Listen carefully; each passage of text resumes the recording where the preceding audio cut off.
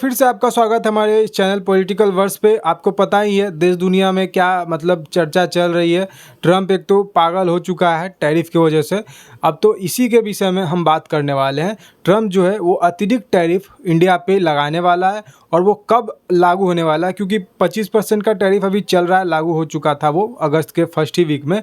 लेकिन दूसरा ये टैरिफ जो है अतिरिक्त जो लगाया है 25% का, वो 27 अगस्त से शुरू हो जाएगा। यानी कि परसों से, आज 25 अगस्त है और परसों 27 अगस्त से ये टैरिफ जो है 25% का अतिरिक्त वो लागू हो जाएगा। तो इसी को लेकर पीएमओ में कल यानी कि 26 अगस्त को मीटिंग होने वाली है। इस मीटिंग में क्या निकल कर आएगा सामने, ये देखना बहुत ही दिलचस्प बात होगी, क्योंकि इस मीटिंग में सारे लोग एक साथ बैठेंगे। प्रधानमंत्री और सारे राज्य के जो है मंत्रीगण वो बैठेंगे। फिर उसके बाद गृह मंत्री बैठेंगे, अजीत डोभाल बैठेंगे, अपने एस जयशंकर जो है विदेश मंत्री वो बैठेंगे, इकोनॉमिक के जानकार जो है वो सारे लोग बैठेंगे। और उसके बाद डिसाइड होगा कि इस टैरिफ से कैसे सामना किया जाए, लड़ा जाए, फाइट किया जाए और इसको कैसे निकाला जाए, इससे बाहर निकला जाए, इंडिया को कैसे इसके से बाहर आना चाहिए। ये सारे प्लान को डिस्कस किया जाएगा कल के मीटिंग में। तो कल का मीटिंग बहुत ही महत्वपूर्ण रहने वाला है। एक बात तो तय है, इंडिया कुछ भी हो जाए झुकेगा नहीं, क्योंकि इंडिया का गलती ही नहीं है। इंडिया अब अगर तेल ले रहा है रसिया से तो वो अपने जनता के हितों का ख्याल रख रहा है, इसीलिए तेल ले रहा है। अदरवाइज अगर अमेरिका देता है रसिया से ज़्यादा, वो परसेंटेज का छूट देता है, ज़्यादा सस्ता देता है तेल, तो वहीं से अमेरिका ही से ही हम लोग तेल लेंगे। लेकिन अमेरिका ये भी करने को तैयार नहीं है। तो गजब दोगलापंती है अमेरिका का, न खुद तेल देगा सस्ता, न दूसरे देशों से लेने देगा। तो वो खुद जो है वो यूक्रेन को हथियार सप्लाई करके माल कमा रहा है, या फिर रसिया से खुद खनिज पदार्थ खरीद रहा है, तो उससे दिक्कत नहीं है। लेकिन इंडिया खरीद ले या फिर कोई और देश कर ले तो उससे उसका दिक्कत हो जाता है, ईगो हट हो जाता है। तो ईगो इसीलिए नहीं हट हुआ है कि इंडिया रसिया से जो है वो तेल ले रहा है। ईगो इसका इसलिए हट हुआ है कि सीज़ फायर जो हुआ पाकिस्तान और इंडिया का युद्ध का, ये जो ट्रम्प बड़बोला है वो बोल दिया था कि मैंने करवाया। तो इसको ये पचा नहीं कि मोदी ने जाकर संसद में बोल दिया कि कोई नेता नहीं करवाया था सीज़ फायर, हमने अपने शर्त पे किया था। तो इसी के लिए ये जो है वो चिड़चिड़ा हुआ है, क्योंकि आपको पता ही ये कहावत है, सियानी बिल्ली खंबा नोचे, वही सारा इसका हिसाब है। तो कल आपको देखना होगा, क्योंकि मोदी को है कॉन्फिडेंस में लेना है सारे इन्वेस्टर को, क्योंकि इन्वेस्टर जो है वो पागल हो चुके हैं अभी के टाइम पे। क्योंकि इन्वेस्टर को अपने सामान को कैसे भी करके सप्लाई करना है और उसको बेचना है, और उससे सस्ते दामों में, अगर जितना दाम में पहले नहीं बिक रहा था उतना दाम से ज़्यादा महंगा बिकेगा टैरिफ लगने के बाद, तो पब्लिक में ये जो है वो कॉन्फिडेंस की बात नहीं हो पाएगी। पब्लिक जो है वो मतलब दूसरे सामान के और देखेगी, दूसरे कंपनी के तरफ देखेगी। तो यही इन्वेस्टर नहीं चाहते हैं, वो लॉस में नहीं जाना चाहते हैं। तो इसीलिए कॉन्फिडेंस में लेना सबसे बड़ी बात मोदी के लिए होगी कि भारत के बिजनेस को जो है कैसे इन्वेस्टर को कॉन्फिडेंस में ले, या फिर विदेशी इन्वेस्टर जो आ रहे हैं भारत में इन्वेस्ट कर रहे हैं उनको कैसे कॉन्फिडेंस में ले कि हम लोग इससे लड़ने के लिए सक्षम हैं। क्योंकि ये अगर कॉन्फिडेंस में मोदी सरकार ले लेती है बिजनेसमैन को, तो यहाँ पे टैरिफ लगाए कितना भी वो 200-300%, तो हमारा जो है काम होते रहेगा। कहने का मतलब ये है कि ज़्यादा इफ़ेक्ट नहीं हो पाएगा, क्योंकि जो भी 50% का भी अगर टैरिफ लगा दे तो हमारी इकोनॉमी का 0.02% जो है इफ़ेक्ट होगा, या फिर 0.35% का इफ़ेक्ट होगा, 0.1% भी नहीं। तो ये इफ़ेक्ट तो होगा लेकिन ज़्यादा नहीं होगा, फिर भी इफ़ेक्ट होगा।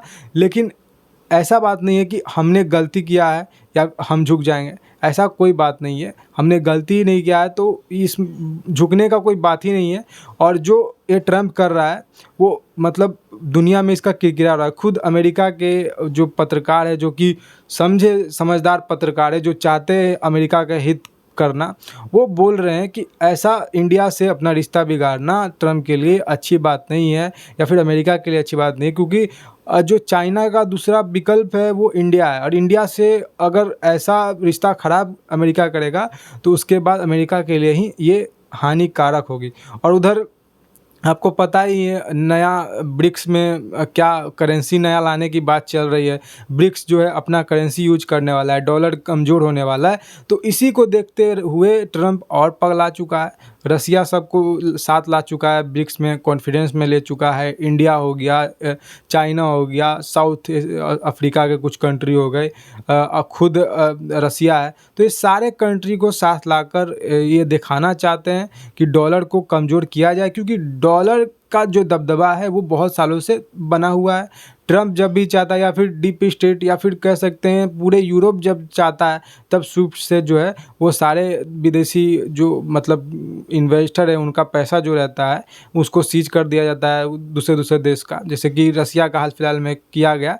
तो वो उस प्रकार का रसिया नहीं चाहता है कि फिर कभी हो, और जो है अमेरिका के जो भी राष्ट्रपति आए वो दादागिरी करे, क्योंकि अमेरिका का शुरू से ही आदत रहा है दादागिरी करने का और अपना मनमानी मतलब करने का सारा चीज़। तो जो होगा वो कल के मीटिंग में फैसला होगा ही। लेकिन ये आप जान लीजिए, मैंने पहले भी कहा, इतिहास का सबसे बड़ा डिजास्टर जो है राष्ट्रपति जो है वो ट्रम्प है। उसके अलावा कोई भी इतिहास में देख लीजिए आप, इतना पागल सन की जो है राष्ट्रपति नहीं हुआ जो कि ट्रम्प कर रहा है। अब पहले कार्यकाल में तो ये ठीक था, लेकिन दूसरे कार्यकाल में पता नहीं इसको कौन सा ये गांजा फूंक लिया है, ये टैरिफ कर रहा है, और टैरिफ करते करते एक दिन इसका कंट्री खुद बर्बाद हो जाएगा और ये खुद तबाह हो जाएगा। ये जाकर कभी पाकिस्तान में मुनीर को बुलाता है इंडिया को धमकाने के लिए, परमाणु बम का धमकी देने के लिए। तो ये सब चीज़ वो करके देख चुका है, इसे इसको पता चल चुका है कि इंडिया अब नहीं झुकेगा। और 80-90 का दशक का अब भारत नहीं रहा।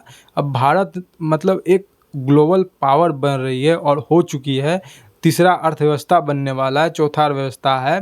कुछ दिनों पहले ही हमारे रक्षा मंत्री ने बोला था ये चीज़, राजनाथ सिंह ने, कि कुछ देश को ये पच नहीं रहा है कि हमारा जो देश है वो तेज़ी से अर्थव्यवस्था में इतना ग्रोथ कर रहा है।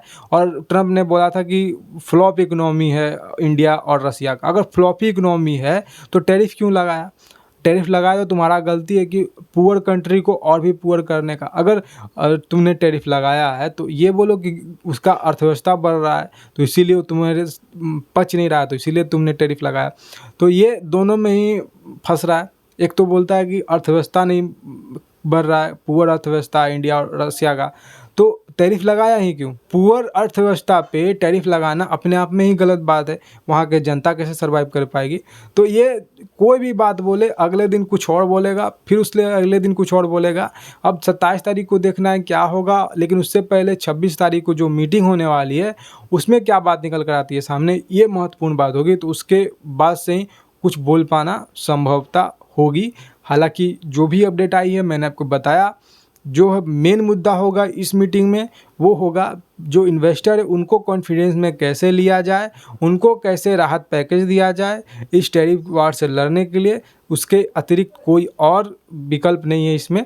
और अमेरिका जो है उसको कैसे जवाब दिया जाए, ये सारी चीज़ बातों को रखा जाएगा, कहा जाएगा इस मीटिंग में।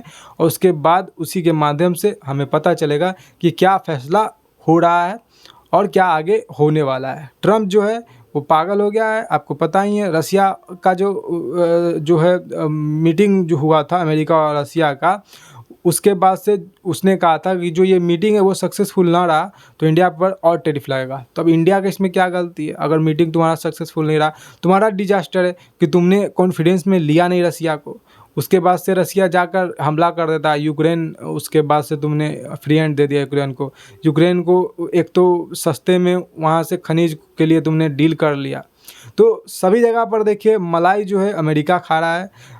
यहाँ लड़ाई में फ़ायदा यूक्रेन और रसिया के लड़ाई में फ़ायदा अमेरिका को है, क्योंकि यूक्रेन को हथियार लगातार ये बेच रहा है, पैसा कमा रहा है वहाँ से।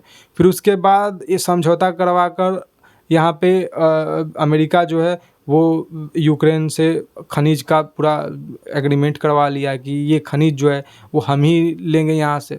तो ये अमेरिका का कोई भी चीज़ में उसका जो फ़ायदा होगा तभी वो सामने आता है, अगर ना फ़ायदा हो तो अमेरिका किसी को पूछे भी ना। अमेरिका का दोस्त और दुश्मन दोनों ही बराबर की बात है। फिलहाल आज की इस वीडियो में इतना ही। आप जरूर कमेंट करके बताइएगा कि आपका अपना ओपिनियन क्या है। आज के लिए इस वीडियो में इतना ही। जय हिंद, वंदे मातरम, जय श्री राम।